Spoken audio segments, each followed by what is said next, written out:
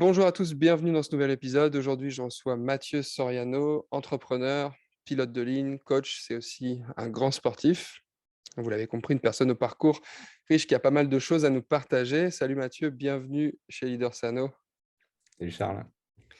Alors Mathieu, pour commencer, est-ce que tu pourrais rapidement nous présenter tes activités du coup et comment tu organises ton temps aujourd'hui par rapport à ces activités-là? Ouais.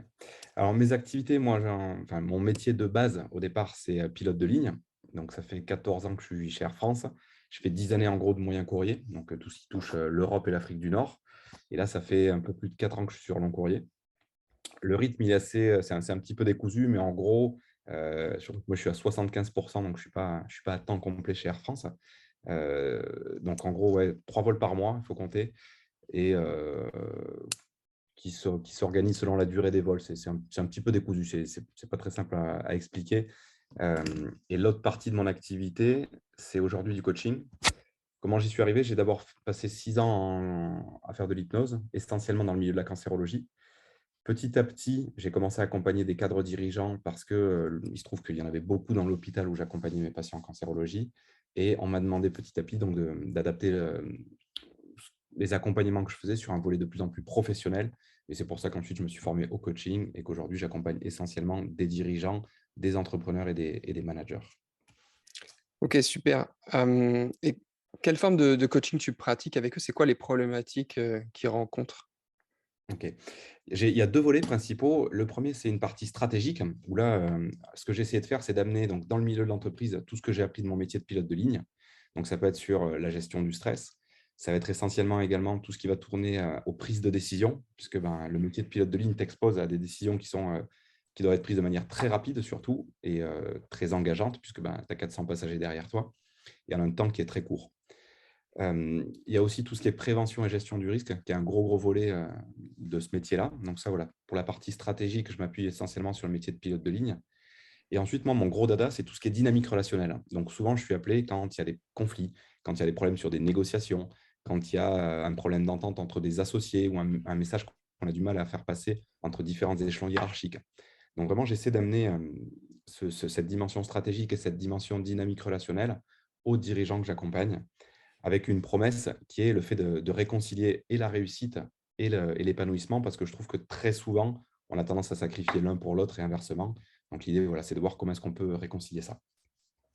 Ok, c'est super intéressant. Et justement, par rapport à cette gestion des conflits, j'imagine que tu utilises pas mal des principes de communication non violente, que ça doit être des choses aussi, ces principes de communication vis-à-vis des équipes avec qui tu travailles, je pense, aussi dans ton activité de pilote, parce que si j'ai bien compris, quand on est pilote, on travaille jamais avec les mêmes personnes. Tu peux nous partager des clés vis-à-vis de cette capacité d'adaptation et cette manière de communiquer pour faire passer finalement le message qu'on veut faire passer, tout en le faisant passer de la bonne manière, en s'adaptant par rapport à la personne qu'on a en face.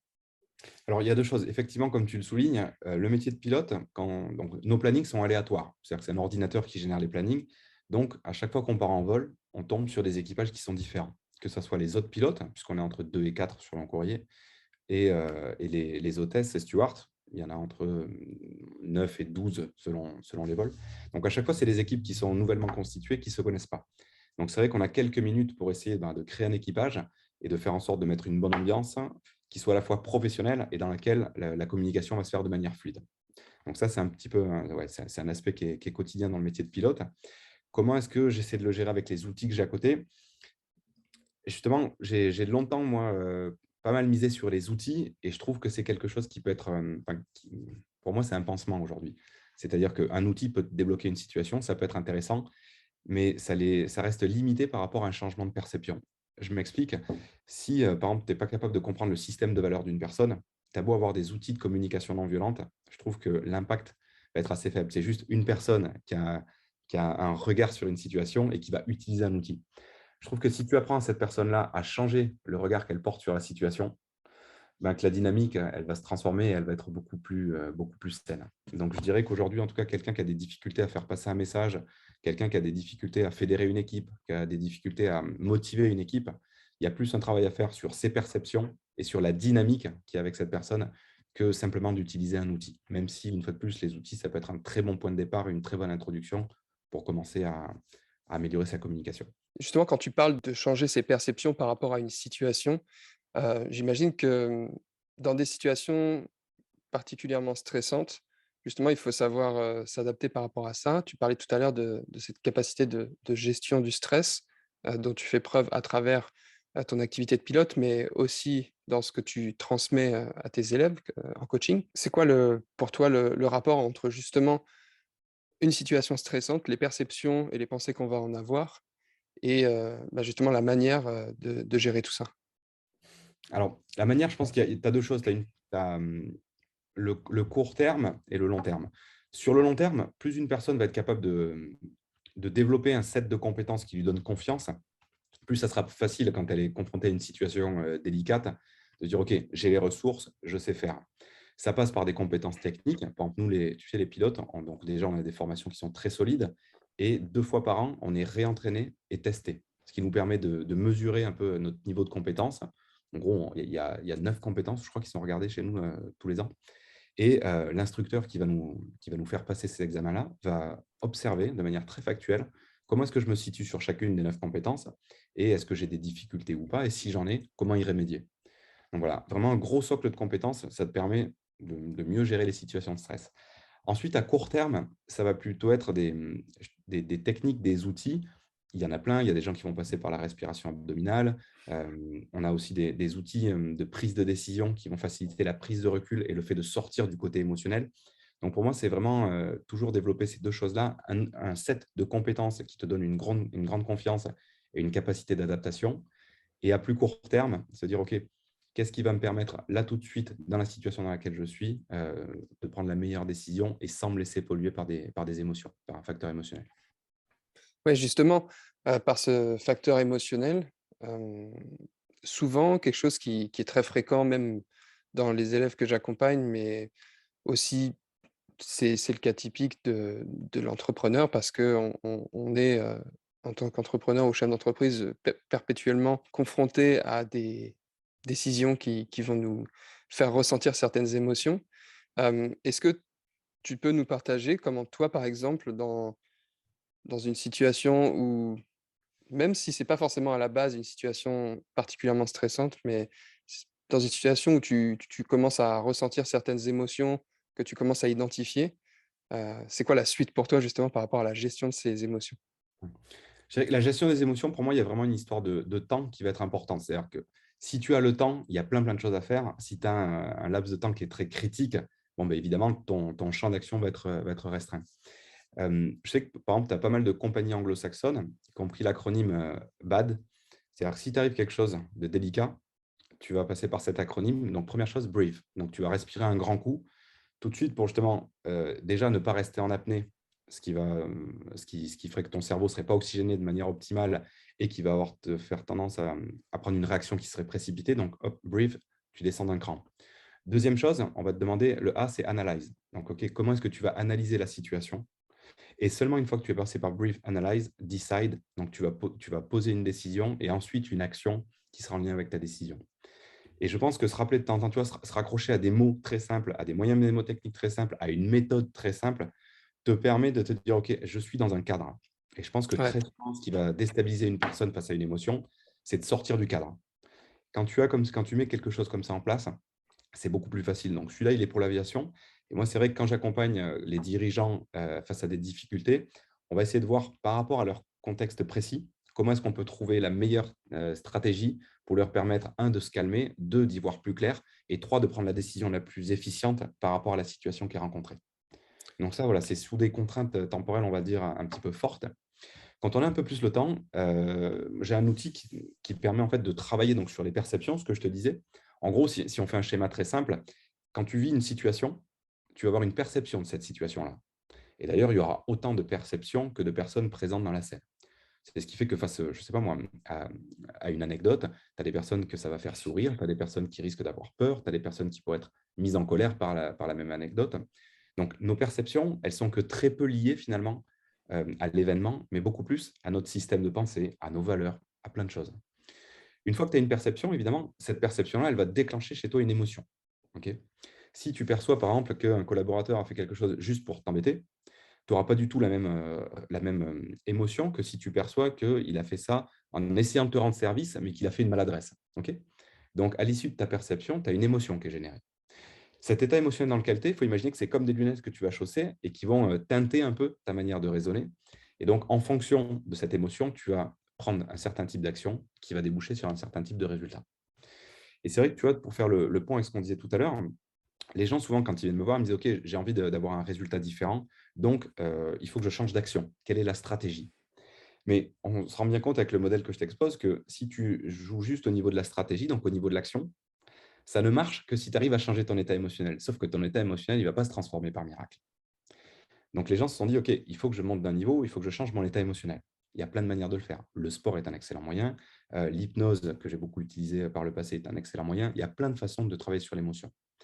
Mais ce qui est encore plus intéressant, c'est de jouer sur la perception parce que si tu joues sur la perception, automatiquement, tu as un état émotionnel qui est beaucoup plus intéressant, donc des actions qui vont être plus intéressantes, donc des résultats qui seront plus efficients. Et donc moi, pour revenir à ta question, quand j'ai le temps, je vais voir comment est-ce que je peux agir sur mes perceptions. Et en gros, comment est-ce que tu fais ça? Je vais travailler sur une perception, c'est juste un ratio entre les avantages et les inconvénients que tu perçois à une situation. Et je vais jouer là-dessus pour essayer de regarder tous mes angles morts. Parce que je reste persuadé qu'une bonne décision, c'est juste une décision qui est éclairée. Et une décision, elle est éclairée quand tu as pris le temps de te forcer à observer tous les petits angles morts. Si on vient, je sais pas, un exemple concret, imaginons que tu sois dans une situation où il y a un collaborateur que tu veux virer parce que tu as l'impression qu'il ne fait pas le taf. Ça va être d'explorer, OK, vu que j'ai une image négative de ce collaborateur-là, c'est quoi toutes les qualités que ce collaborateur a? OK? Et ce serait quoi tous les inconvénients à ce que je vire ce collaborateur? Et une fois que tu as fait cette espèce de travail mental et que tu as observé dans tes angles morts, là, tu pourras prendre une décision avec laquelle tu seras beaucoup plus aligné et surtout avec enfin, une décision que tu risques peu de regretter parce que tu auras fait un travail, on va dire, exhaustif avant ta prise de décision. Ouais, c'est ce modèle-là que tu présentes, c'est effectivement, un modèle que j'utilise aussi et qui est tellement puissant dans la manière de changer les résultats qu'on a parce qu'effectivement, moi souvent, la plupart de mes élèves viennent me voir parce qu'ils n'arrivent pas à perdre du poids. Ils ont testé plein de choses et ils savent pas comment faire et donc ils viennent me voir pour des stratégies. Et donc c'est souvent le même mécanisme qui entre en jeu. C'est: «OK, j'ai testé ça, ça, ça, ça, ça. Bon, bah, c'est que j'avais pas la bonne stratégie» et en fait, quand tu remontes d'un cran et que tu essayes déjà de comprendre pourquoi potentiellement la stratégie que tu as appliquée, bon, soit elle était peut-être, soit elle était peut-être pas adaptée à ta situation, mais parfois elle est juste, elle est adaptée à ta situation, c'est juste que tu vas pas réussir à la répéter assez longtemps pour avoir des résultats et souvent ça, c'est un problème qui vient du niveau du dessus, de la gestion des émotions et surtout de la manière de le mettre en priorité donc ouais, je te remercie de mettre de la clarté là-dessus parce que c'est effectivement, enfin, je partage beaucoup cette idée que dès lors qu'on arrive à maîtriser nos émotions et comme tu le soulignes, le niveau d'avant, c'est maîtriser nos perceptions. On peut prendre effectivement, quand on a le temps, des décisions de manière beaucoup plus apaisée et d'être beaucoup plus aligné par rapport à ça. Donc c'est quelque chose qui augmente radicalement le bien-être parce que souvent c'est un manque de clarté, vis-à-vis de ça.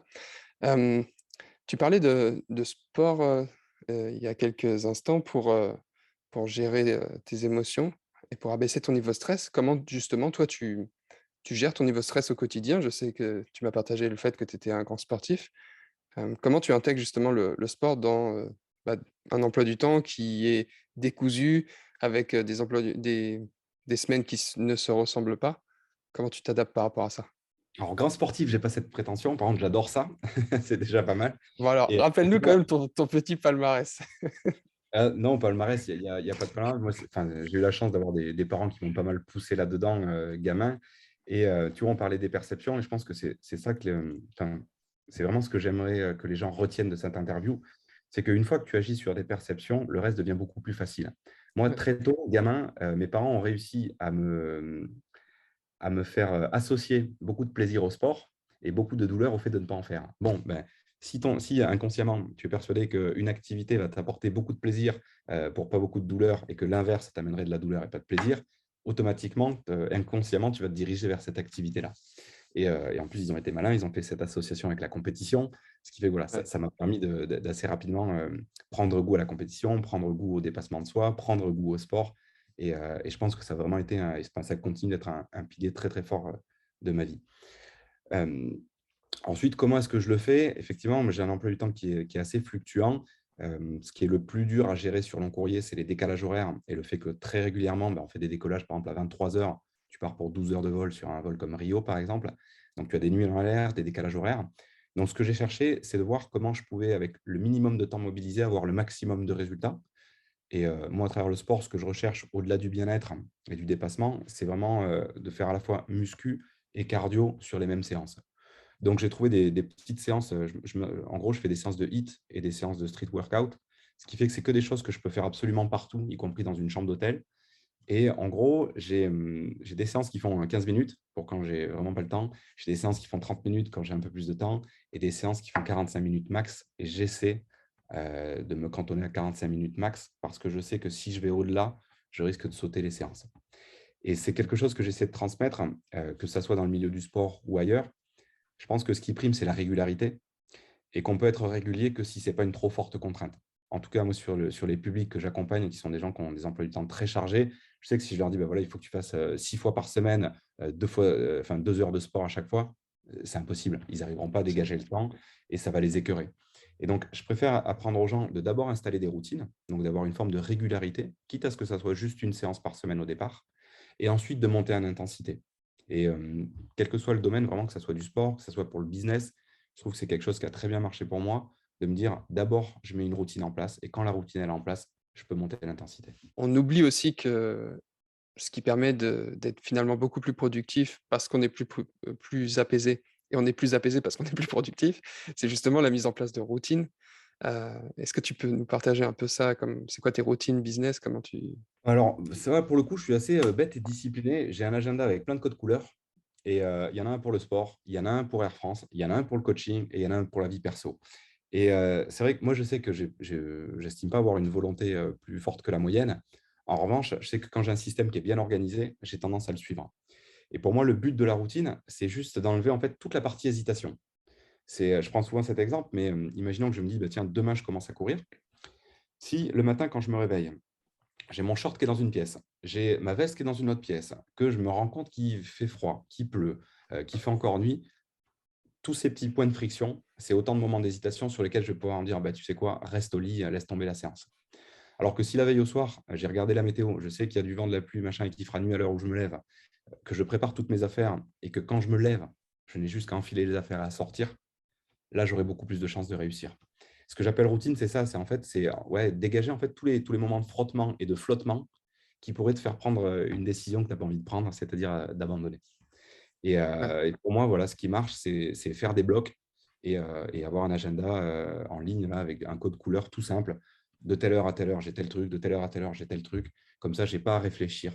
Parce que je trouve que plus tu mets de réflexion dans une action, plus tu as de chances qu'elle aboutisse pas en fait. Tu dis que tu as identifié le fait que quand tu planifies les choses, tu vas plus, les faire et tu vas être moins dans le mental. Est-ce que c'est quelque chose que tu as toujours fait par nature ou c'est un jour peut-être quelqu'un qui te l'a transmis ou? Je crois que ça me vient de John Morrow. John Morrow, c'est un blogueur enfin, qui apprend aux autres à bloguer. Et il y a 5 ans ou 6 ans, je ne sais plus, quand j'avais lancé mon blog, en fait, si tu veux, donc je donnais des cours dans une école de commerce et je n'avais pas de support. Donc, je faisais tous les cours à l'oral, je racontais pas mal d'anecdotes, de cas concrets. Et mes petits élèves ont dit, ah, tiens, ça serait bien que tu nous laisses un support. Et comme je n'avais pas envie de faire un support classique, je leur ai dit, bah, écoutez, ce qu'on va faire sur 10 semaines, on va se faire un petit challenge. Je vais vous écrire un article par semaine. Je mettrai ça sur le blog et ça sera le support du cours. Et quand j'ai commencé à écrire, je me suis rendu compte que je mettais à peu près 6-7 heures pour écrire un article, ce qui était beaucoup trop long par rapport au temps que j'avais de dispo. J'ai cherché comment faire autrement et j'étais tombé, je crois, donc sur la méthode de John Morrow. Et je crois qu'il appelait ça la logique de bloc. Et lui, en fait, il part du principe que quand tu veux qu'une tâche soit réalisée, il y a plusieurs choses qui sont importantes. La première, c'est d'avoir une focalisation totale. Et donc, il te conseille de vraiment dégager ton environnement au maximum. Et comment il fait ça? Ben, ça va être simple, hein. Moi, pour écrire un article, j'ai commencé à mettre mon téléphone portable en mode avion et dans une autre pièce. Sur mon bureau, je ne laissais rien traîner et je faisais en sorte de boire, de manger et d'aller pisser avant de commencer. Ce qui te dit, chaque source de distraction, en fait, ton cerveau, dès qu'il va pouvoir s'échapper, il va chercher à le faire.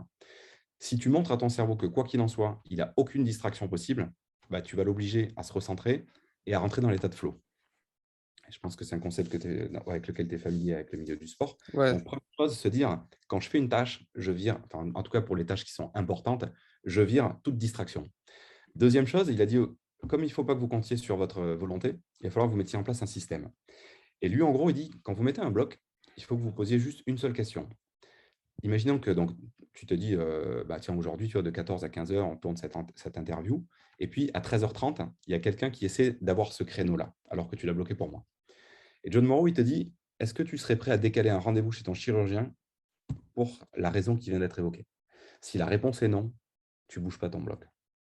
Et c'est un truc que je me suis appliqué. Donc voilà, je ne sais pas, moi, demain, si j'ai une de mes petites qui tombe malade et qu'il faut à tout prix l'amener en urgence chez le médecin, évidemment que je décalerai l'interview. Mais si c'est un copain qui vient me voir en me disant, bah, tiens, viens, on va boire un coup, non, j'ai un créneau qui est posé, je ne décalerai pas un rendez-vous chez le chirurgien, donc je ne vais pas décaler l'interview avec toi. ouais. Et vraiment juste de se dire, plus de distraction. Et les blocs, c'est un espèce de sanctuaire qu'on ne déclare, qu'on ne déplace qu'en cas d'extrême urgence. Bah, pour moi, en tout cas, c'est ce qui a bien marché. Et tu vois, pour reprendre les articles, je suis passé, donc je mettais à peu près 6-7 heures pour rédiger un article.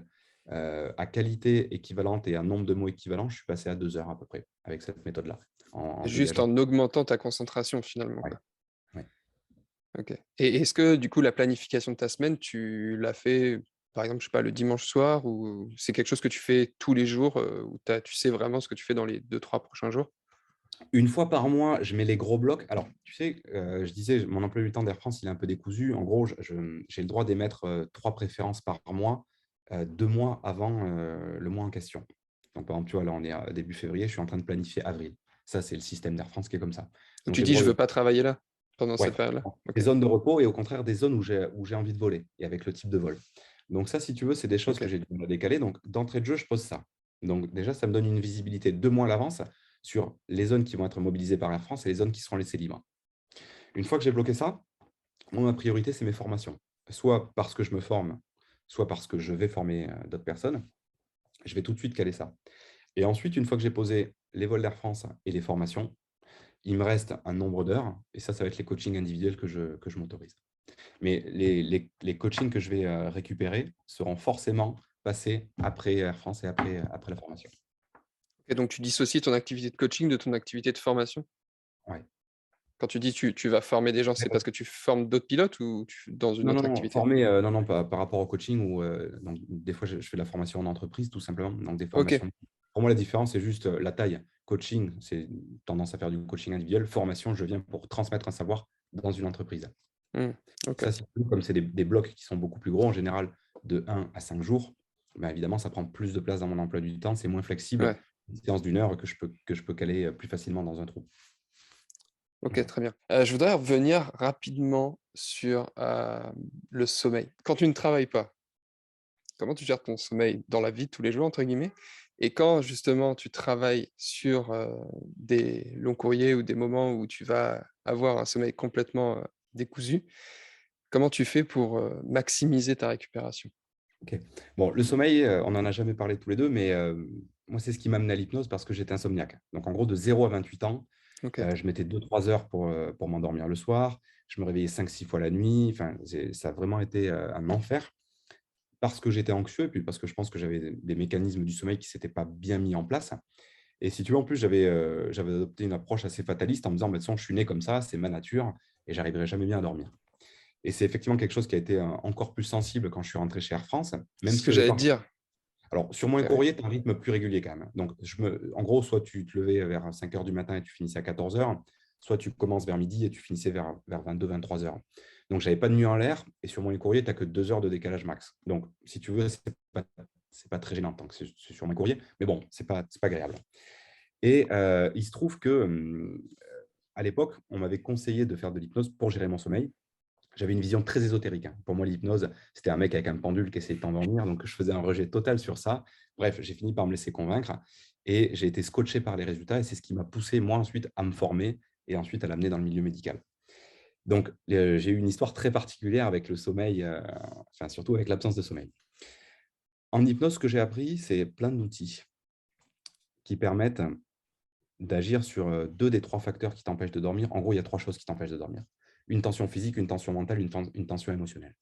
Tension physique, toi, tu connais bien ça avec le sport. C'est pour ça qu'on recommande d'éviter de s'entraîner à haute intensité juste avant d'aller au lit, parce que sinon, évidemment, ça crée une excitation et une tension. Tension émotionnelle, c'est toutes les choses que tu n'as pas digérées, soit de ta journée, soit de ton passé. Par exemple, tu as une rancœur, tu t'es pris la tête avec un pote dans la journée, ça continue à te mettre actif. Et les tensions mentales, c'est plus ce que tu as tendance à ruminer, tout simplement. Et en fait, l'hypnose te permet d'agir sur les tensions mentales et les tensions émotionnelles pour les baisser en intensité, voire les supprimer complètement. Et tu te rends compte qu'une personne chez qui tu fais baisser ces tensions-là, non seulement elle va trouver le sommeil de manière très rapide, mais surtout elle va rentrer dans des états dans lesquels la récupération va être rapide et profonde. Et moi, je me suis passionné pour ça. J'ai fait beaucoup d'auto-hypnose ensuite pour apprendre vraiment à bien, bien, bien bosser sur le sommeil. Et aujourd'hui, en fait, j'ai tout un tas de techniques de récupération rapide qui me permettent en très peu de temps de récupérer un maximum d'énergie. Et c'est notamment un des gros points que j'apprends aux cadres dirigeants. Parce que moi, des fois, j'ai des mecs avec des emplois du temps super chargés qui me disent: «Tu sais, Mathieu, moi, quand j'ai 20 minutes de taxi, sur les 20 minutes, il faut que je dorme 20 minutes». Donc, il y a, Ouais. voilà, il y a plein d'outils. Ensuite, comment est-ce que je l'emploie dans ma vie d'aujourd'hui? Bon, moi, j'ai 2 petites à la maison, donc les horaires, elles sont enfin, tous les matins à 7 heures, le réveil sonne. Donc si tu veux, l'horaire de réveil quand je ne suis pas en escale, il est imposé. Donc j'essaie d'avoir quand même un rythme régulier. Le soir, je me couche entre 23 heures et minuit. J'ai un petit procédé mental qui me permet de trouver le sommeil rapidement et je te dis surtout d'aller chercher une qualité de sommeil qui est très profonde et ça fait vraiment la différence. Et ensuite, quand je suis en escale, j'essaie de voir en fait les plages dans lesquelles je vais réussir à dormir et pareil, j'applique ces techniques pour m'endormir très rapidement et vers un sommeil récupérateur. Mais tu vois, je fais beaucoup appel aux siestes. J'ai 2 heures, je fais une sieste de 2 heures. J'ai un quart d'heure dans le bus, je fais un quart d'heure de sieste dans le bus. Enfin, j'essaie surtout de ne pas me faire croire qu'on est obligé de dormir 8 heures par nuit, toujours à horaire régulier pour être en forme. C'est pas vrai. Bien sûr que c'est l'idéal et bien sûr que c'est ce qui maximise un sommeil de qualité, mais il y a aussi plein d'outils aujourd'hui qui sont très faciles à apprendre et qui te permettent de t'endormir sur commande, euh, même s'il y a de la lumière, même s'il y a du bruit, même si l'environnement ne s'y prête pas, et de récupérer beaucoup d'énergie en très peu de temps. Et celui qui en a fait une très belle démonstration il n'y a pas très longtemps, c'était Bertrand Piccard, c'est celui qui avait fait Solar Impulse, là, la mission. Et Bertrand Piccard, on connaît son côté aventurier et entrepreneur. Les gens connaissent moins l'autre versant. En fait, il est psychiatre et il est spécialisé en hypnose. Donc, il a OK. pareil Ah, je développé savais pas pas, mal ouais. de techniques autour de l'auto-hypnose pour récupérer de manière très rapide pendant ses missions. Ouais, parce que j'imagine que alors pour les personnes qui savent pas, Solar Impulse, il il était monté dans un avion solaire, enfin qui a Solaire, à ouais. panneaux solaires, qui faisait il avait fait le tour du globe, non? Ouais, ouais. Ouais, et donc forcément sans atterrir. Seul. Donc Mm. en combien de temps c'était le tour du monde? Je ne sais plus combien il avait fait. En plus, j'ai lu son bouquin. J'ai un peu honte de ne pas me souvenir des détails. Mais en tout cas, ce qui est sûr, c'est que ce qu'il utilisait beaucoup plus que le sommeil, parce qu'en l'air de mémoire, il n'avait pas de pilote automatique. Donc, au lieu d'avoir un sommeil classique, il faisait des espèces de siestes hypnotiques qui sont en fait une façon dans laquelle on se met en auto-hypnose. Et sans vraiment dormir, on va récupérer pas mal d'énergie.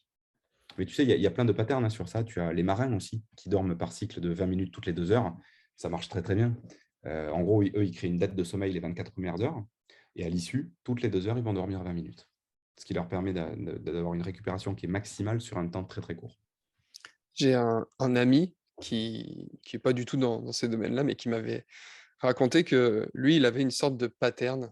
Moi, je me suis créé le mien aussi, où en fait, il imagine comme, tu sais, les rideaux le grand rideau rouge du théâtre qui se Ouais. ferme, et il fait ça tous les soirs, et c'est comme ça qu'il trouve plus facilement, il arrive plus facilement à s'endormir parce que c'est quelqu'un qui travaille aussi la nuit, qui a tendance à se coucher tard et parfois qui a du mal à s'endormir, et c'est lors de cette discussion, mais c'était il y a vraiment plusieurs années où moi à l'époque je faisais encore des matinales et moi je souffrais terriblement de ça. C'était terrible pour moi de faire des matinales parce que quand je rentrais à 12h-13h et que je m'étais levé à 2h, bah, souvent je n'arrivais pas à faire la sieste alors que je me couchais même 4 heures dans l'après-midi et puis je réenchaînais pendant plusieurs jours, et petit à petit, j'avais aussi appris un peu ces patterns-là où, bah, je fermais comme mon rideau. Moi, j'ai pas cette image-là, mais est-ce que toi, tu en as un en particulier qui te vient en tête? Ouais, alors je peux partager le mien, mais ce qui est important, il y a deux choses. Déjà, le simple fait d'avoir une routine fait que ton cerveau va associer donc l'élément déclencheur, ta routine, à l'état que tu recherches. Donc, quoi qu'il en soit, en avoir une, ça sera toujours mieux que de ne pas en avoir créé, même si elle n'est pas parfaite, on s'en fout en fait. Tu sais, bon, pour ceux qui ont fait un petit peu qui ont un peu étudié ça, il y avait Pavlov qui avait fait pas mal d'études, tu sais, sur le conditionnement des chiens. Oui, où le il simple commençait fait à de à saliver. voilà, je tiens à saliver parce qu'on l'avait exposé plusieurs fois, ce stimulus-là. Donc, quoi qu'il en soit, les patterns, ça marche et notre cerveau est très friand de patterns. Donc, la première chose, c'est de ne pas chercher à avoir le pattern parfait, mais juste de s'en créer un. La deuxième chose, c'est je pense que plus tu vas te personnaliser le pattern, mieux ce sera. C'est-à-dire que c'est bien au départ d'avoir des grandes lignes de quelqu'un qui a déjà quelque chose qui marche. Ça va permettre de t'en inspirer et de ne pas essayer d'inventer un truc par toi-même. En revanche, assez vite, si tu te rends compte que tu as une préférence, je sais pas, au lieu d'un rideau, toi, tu préfères mettre des stores ou à la place de ça, tu préfères mettre un tableau qu'on efface. Ce qui est important, c'est que ça soit quelque chose qui te plaise, qui soit agréable pour toi et qui te parle. Plus ça te parlera, plus ça sera personnalisé, plus ça sera efficace sur toi, en fait, tout simplement. Et moi, un truc que j'avais trouvé qui marche très, très bien, parce que j'ai constaté, et j'ai l'impression que c'est le cas pour pas mal de monde, que l'état dans lequel tu t'endors, c'est un peu l'état dans lequel tu te réveilles. C'est-à-dire qu'en gros, si tu te réveilles bien stressé, si tu t'endors bien stressé, il y a de grandes chances que le lendemain matin, tu sois dans une Mmh. émotion qui ne soit pas terrible.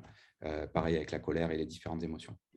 Et ce que je fais, moi, en fait, quand je me mets au lit, je prends juste 3 grandes inspirations, expirations, juste, tu vois, pour calmer le corps, et un peu comme un signal, tu vois, comme si j'étais en train de dire à un niveau inconscient, voilà, la journée, elle est terminée.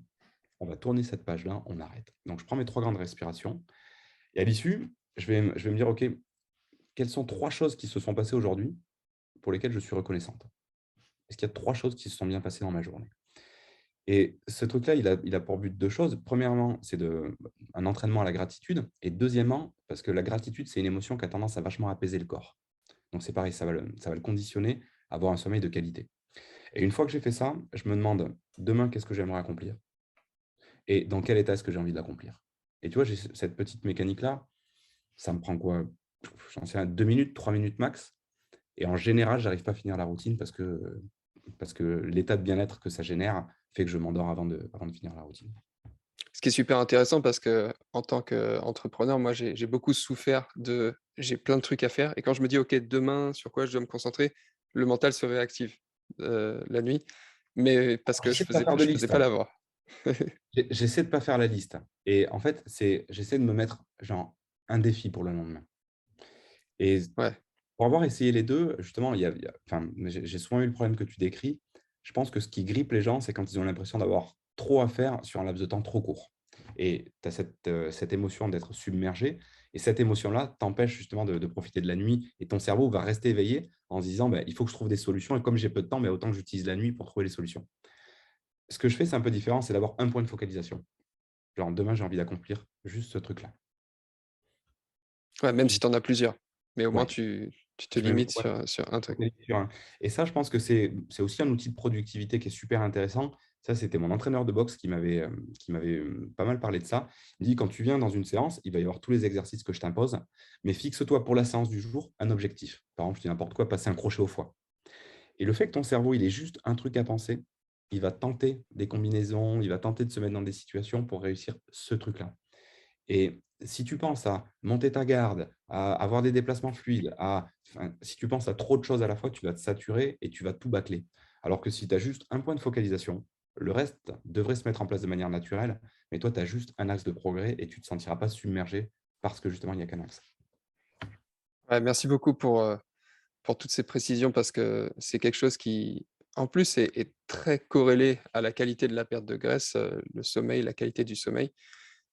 Qu'on a souvent tendance à sous-estimer. Comme je disais tout à l'heure, j'ai des élèves qui viennent me voir pour des stratégies pour changer, leurs conditions physiques, transformer leur corps et quand je commence à leur parler de sommeil, ils sont là: «Oui, oui, c'est bon, je vais me coucher, je donne-moi le truc que je cherche». Non, non, mais avant qu'on parle d'alimentation et cetera, comment tu dors? Et comment tu peux faire pour, soit te coucher plus tôt si tu as du mal à t'endormir, soit pour, faciliter cet endormissement, quoi? Et c'est quelque chose de particulièrement sous-estimé pour la perte de graisse, mais bien évidemment pour la productivité, pour le bien-être, parce que je pense que tout le monde a expérimenté justement un fameux jet lag. Quand tu arrives complètement à l'envers, ou juste quand tu as fait une nuit blanche, bon, bah, tu vois bien que tu te sens pas très bien. Chimiquement, il y a une trace de ça, en fait. Quand tu as une privation de sommeil, il va y avoir plein de réactions hormonales qui vont se mettre en jeu, notamment, je crois, une grosse sécrétion de cortisol et une baisse du taux de testostérone, et qui fait qu'effectivement, bah, tu vas avoir plus de difficultés à brûler du gras et à construire du muscle, notamment. Et les gens Exact. oublient, mais on a plein de neurotransmetteurs, on a plein de réactions hormonales qui se jouent et qui sont très liées à plein de facteurs. Et le sommeil étant quand même le sommeil et la gestion des émotions étant 2 facteurs clés dans une bonne chimie à l'intérieur du corps. Ouais, carrément. Est-ce que, il y a des personnes ou qui ont été déterminantes, dans ton parcours par rapport à ce que Il tu y nous en a plein. partages aujourd'hui? Il y en a plein, il y en a plein. Pour le sommeil, bah, il y a la personne qui est devenue mon formateur en hypnose qui s'appelle Kevin Finel, qui était ouais, la personne qui m'a initié à l'hypnose et qui a su la rendre très accessible, concrète et scientifique, j'ai envie de dire. Surtout voilà, pour quelqu'un qui était sceptique comme moi. Ça a été Ouais, vraiment un gros virage. Deuxième personne qui a eu une très, très grosse influence, moi j'ai bossé 6 ans en centre de cancérologie avec l'hypnose et c'était porté par 2 cancérologues qui ont vraiment essayé de faire en sorte d'apporter beaucoup de bien-être à leurs patients en dehors des schémas classiques. C'était le docteur Toledano qui est pas mal médiatisé. Là, il vient de passer chez Hanouna, là, donc c'est quelqu'un qu'on commence à voir beaucoup. Et il y avait quelqu'un qui était très, très important également, même s'il travaille plus dans l'ombre, qui s'appelle Marc Bollet. Pareil, super cancérologue avec qui j'ai pris beaucoup de plaisir. Dans la partie développement personnel, ça a plutôt été Tony Robbins. Donc, voilà, là, les gens sont plus familiers en général parce qu'il touche un grand public. Lui, ça a été la première personne à faire sauter pas mal de barrières chez moi, notamment sur ce qui était possible d'entreprendre, sur l'énergie, sur le fait de développer plusieurs activités en simultané. Enfin, c'est quelqu'un qui a fait sauter pas mal de barrières. Et j'en oublie certainement plein, mais ça, en tout cas, ça a été des très, très grosses influences. Ouais. OK, et je vais te poser une question qui sera plus simple parce que généralement, effectivement, il y a beaucoup de personnes qui nous influencent dans nos parcours. C'est quoi peut-être la l'une des plus grandes prises de conscience que tu as eues, mais ces derniers mois, assez récemment? Ces derniers mois, c'est assez simple. Alors, bah, pour le coup, c'était en travaillant avec Julien Musi sur un séminaire là, qui s'appelle Saut quantique. Moi, j'ai toujours eu pas mal de difficultés avec la prise de décision sur les décisions très engageantes. Voilà, dans quelle ville est-ce que je m'installe? Euh, est-ce que je me lance pour faire un enfant? Ce genre de trucs. Enfin, voilà, les grosses décisions de vie, en gros. Et à l'issue d'un séminaire et une nouvelle façon de travailler, j'ai eu une prise de conscience, c'était que la mauvaise décision n'existe pas. Et en fait, si tu pars du principe que la mauvaise décision, enfin, qu'il n'y a que des bonnes décisions en tout cas, et qu'elles sont juste là pour nourrir ton système de valeurs, et que quoi qu'il en soit, en fait, une fois que tu as posé une décision, eh ben, la façon dont tu vas la décliner, c'est ça qui va déterminer si ça sera une bonne décision ou une mauvaise décision. Ça m'a apporté beaucoup de sérénité et une espèce de grosse confiance dans la vie, en fait. Où aujourd'hui, sincèrement, j'ai plus peur de grand-chose. J'espère pas paraître prétentieux en disant ça, parce que ce n'est pas du tout le sens de mon propos. C'est juste que je pense que si la plupart des gens réalisaient tous les inconvénients qu'il y a à ce qu'ils perçoivent comme des bonnes décisions, ou au contraire, tous les avantages qu'il y a à ce qu'ils perçoivent comme des mauvaises décisions, je pense qu'ils se mettraient vachement moins de pression, qu'ils aborderaient la vie avec beaucoup plus de légèreté, et surtout qu'ils arriveraient à transformer en opportunité des choses qui peuvent paraître challengeantes. Et c'est quelque chose que j'avais compris de manière intellectuelle pendant longtemps, mais que je n'avais pas vraiment ressenti dans le corps et que je n'avais pas intégré, et voilà, qui s'est éclairé plus récemment, et qui explique, à mon sens, aussi pourquoi des fois des gens qui vivent des choses qui, en apparence, peuvent paraître terribles. Je pense à des viols, à la perte d'un enfant, je sais pas, on prend un Mandela qui a fait 27 ans en prison, enfin des choses comme ça, et qui derrière transforment ces expériences pour les magnifier et en faire quelque chose qui est juste génial. Donc, ouais, si je devais retenir quelque chose moi, de ces derniers mois, c'est la sensation que le mauvais choix n'existe pas, en fait. Ouais, je rebondis sur ce que tu viens de dire dans le fait que souvent on va fantasmer, les avantages d'une situation. Enfin, on va fantasmer une situation en étant, focus uniquement sur les avantages comme, pour un entrepreneur, le fait d'aller, développer son entreprise ou, même lors d'une perte de poids, on se dit: «OK, bah, je veux avoir, cette silhouette-là et ma vie sera mieux comme ça» et cetera. Sans, aller voir un peu de l'autre côté du spectre, bah, c'est quoi les inconvénients à ça, en fait? Et je trouve qu'effectivement, quand tu viens équilibrer ça, ça te permet, bah, de tendre vers ce que tu décris, qu'en fait, il y a pas de mauvaise décision, il y a juste des décisions que tu prends à un instant T parce que tu penses que c'est la meilleure chose à faire pour toi. Donc ouais, merci pour, cette prise de conscience, hyper C'est vrai, intéressant. il y a une deuxième qui me vient, tu vois, quand tu parles, Ouais, parce qu'on l'a pris dans un sens. En gros, quand tu as quelque chose de mal qui t'est arrivé, qu'est-ce qu'il y avait de bien derrière? Il y a aussi le prix du coût à enfin le coût à payer pour une autre situation. Quand on a tendance à fantasmer quelque chose, à idéaliser quelque chose et je ne sais pas si tu as regardé la série, The Last Dance sur la dernière saison de Michael Jordan en NBA? Non, mais je vois, ouais. C'est super intéressant et notamment sur le leadership, il y a beaucoup, beaucoup, beaucoup à apprendre et Michael Jordan, à un moment donné, dit, «Tout le monde aimerait enfin, tout le monde rêve d'être Michael Jordan pendant 24 heures, mais personne n'aimerait être Michael Jordan pendant une année». Et ce qui veut dire derrière, c'est que souvent les gens vont voir par exemple la partie, il gagne beaucoup d'argent, c'est une machine sur le terrain, il est très entouré, il y a des fans, il y a beaucoup de choses derrière et les gens occultent complètement derrière ça tout le travail, le labeur, les coûts, les pressions et ce qui est important, en tout cas moi c'est ce que j'essaie d'apporter à mes clients aujourd'hui, avant de se lancer dans une situation, avant de poursuivre un objectif, c'est de se demander quel est le coût de cet objectif-là pour être sûr qu'on soit prêt à le payer. Si quelqu'un te dit: «J'ai envie de faire un marathon en 5 heures», OK, ça va être un coût qui est modéré. Si la même personne te dit: «Je veux passer en 2h30 au marathon», le coût, il va être beaucoup plus élevé Ouais, bien sûr. et je pense que des fois, parce qu'on a idéalisé un objectif, on oublie que derrière, il y a un coût et on n'est pas toujours sûr d'être prêt à payer ce coût-là et je pense que le fait d'avoir anticipé quel est le coût de quelque chose, c'est la meilleure façon de ne pas abandonner quand on va être frotté aux premières difficultés. Parce que forcément, enfin, je ne sais pas, quelqu'un qui voudrait faire du sport sans les courbatures, du sport sans la sueur, du sport sans la fatigue, ça n'arrivera pas forcément. Et c'est important d'être conscient de ces choses-là avant de se lancer. Parce qu'une fois qu'on a intégré qu'il y a un coût à ça devient juste quelque chose qui est normal et ça nous permet d'aborder une activité avec beaucoup plus de facilité, que ce soit du business, du sport, une relation amoureuse. Enfin, c'est pareil, hein. Je pense que celui qui veut une relation de couple sans prise de tête, bon, il y a un moment où ça va être compliqué. Ça me rappelle, certains de mes élèves qui parfois veulent se lancer dans une transformation physique et se dès lors qu'ils commencent à rentrer dans le process, avaient pas justement, identifié quel allait être le coût de l'action et avaient comme idéalisé juste, l'arrivée, genre: «OK, je vais perdre 5-10 kilos» et finalement, se retrouvent à se dire, «Ah mais en fait, c'est pas aussi facile que ce que je pensais» parce que parfois, on voit sur internet que c'est facile de perdre 10 kilos en 3 mois, c'est facile de faire ci, c'est facile de, manger sans vous prendre la tête ou faites du ou maigrissez sans rien faire, limite avec ce genre de promesses et en fait, ils se rendent compte que, ah bah si, en fait, il faut faire des choses et c'est inconfortable et ils commencent à prendre conscience que c'est dans cet inconfort que tu obtiens des résultats et que tu grandis donc je pense que c'est quelque chose de très important de faire de la pédagogie vis-à-vis de ça. Je pense que voilà, avec tes élèves, tu en parles aussi beaucoup, hem et ça permet justement de rentrer quand tu mesures le coût de cette décision, ça permet d'y aller et de surmonter les difficultés qui sont systématiquement là parce que ça fait partie de l'aventure, de manière, beaucoup plus facile et apaisée. Je te remercie beaucoup, si tu avais un conseil à donner, disons un ou une entrepreneur ou restons sur les chefs d'entreprise, qui se sentent vraiment dépassés aujourd'hui, que ce soit physiquement ou dans la manière de gérer leurs émotions. Ce serait quoi ce conseil? Alors il va être en 2 volets et je vais te faire une réponse de Normand, mais à court terme, clairement de trouver une forme, d'échappatoire qui permet de faire diminuer la pression, parce que ça me semble, obligatoire.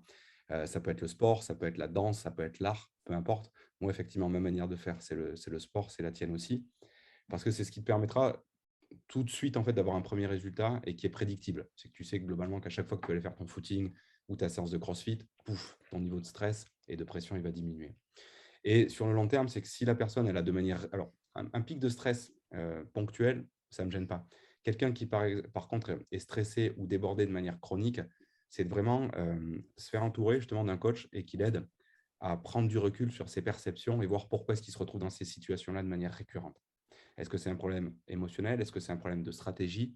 D'où vient la problématique? Et de mettre en place une action, pérenne pour éviter de toujours être en train de mettre des pansements. Si la personne devait faire en autonome, je te dirais, qu'elle se demande, mmh, c'est quoi les 3 sujets prioritaires sur lesquels elle veut avancer?